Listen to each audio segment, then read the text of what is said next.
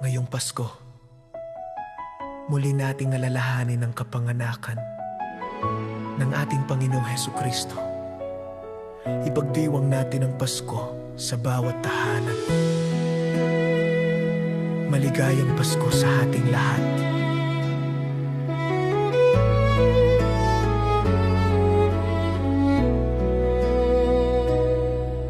Sa bawat bituin na kumikisla,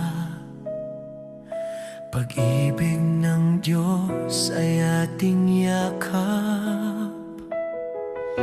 Liwanag ng gabi, gabay sa lahat. Diwa ng Pasko, sa puso'y sumisikat. Hawak kamay, sabay-sabay, Tuloy ang pag-asa, buhay ay makulay. Diwa ng Pasko, damhin mo, pag-ibig ang siyang bumabalot sa mundo. Pag-asa't ligaya, isigaw mo, sana'y manatili sa puso natin ang diwa ng Pasko.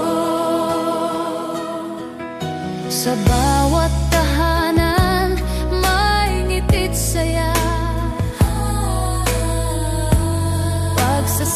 pagsasama-sama ng pamilya. kahit anong layo, tayo'y nagbabalik. Pagmamahalan ay walang kapalit. Diwa ng Pasko, damhin mo, pag-ibig ang siyang bumabalot sa mundo. Pag-asa't ligaya, isigaw mo, sana'y manatili sa puso natin ang diwa ng Pasko. Sa gitna ng dilim, may liwanag na dala. Pag-ibig ng Pasko, gabay sa ating lahat.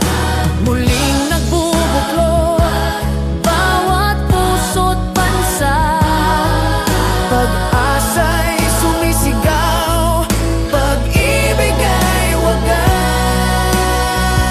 Yo, sa kalsada ilaw ay nagliliwanag, mga bata'y masaya, himig ay nangingibabaw. Regalo'y simbolo ng pagmamahalan.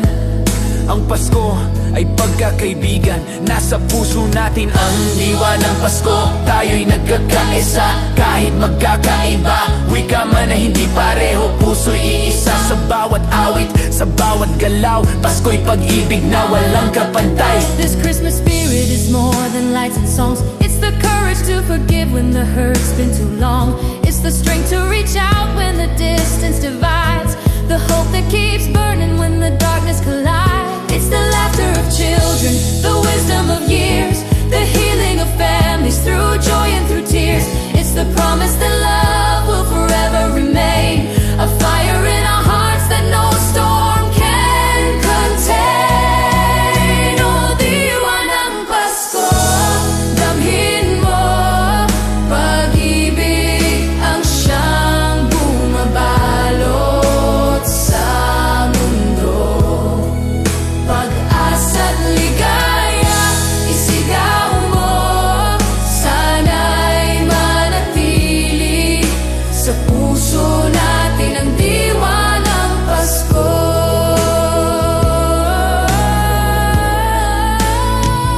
Hawak kamay, sabay-sabay, Tuloy ang pag-asa, buhay ay magkulay.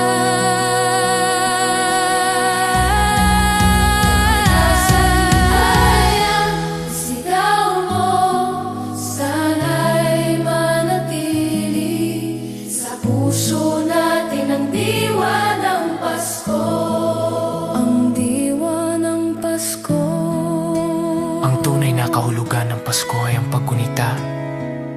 kapanganakan ni Jesus na siyang sentro ng pag-ibig, pagbibigayan, pagkakaisa at pag-asa. Hindi lamang ito tungkol sa mga regalo, dekorasyon o kasiyahan, kundi higit sa lahat ay ang pagdiriwang ng pagdating ng tagapagligtas at ang pagbabahagi ng pagmamahal sa kapwa.